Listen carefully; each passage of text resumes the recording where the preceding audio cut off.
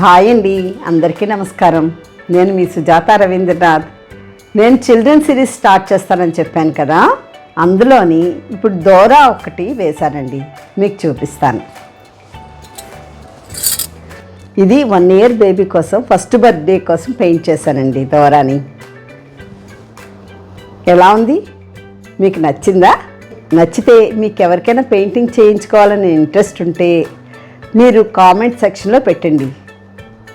అలాగే మీకు ఎవరికైనా పెయింటింగ్ చేయించుకోవాలని ఇంట్రెస్ట్ ఉంటే స్క్రీన్ మీద ఉన్న నెంబర్కి వాట్సాప్ మెసేజ్ పెట్టండి.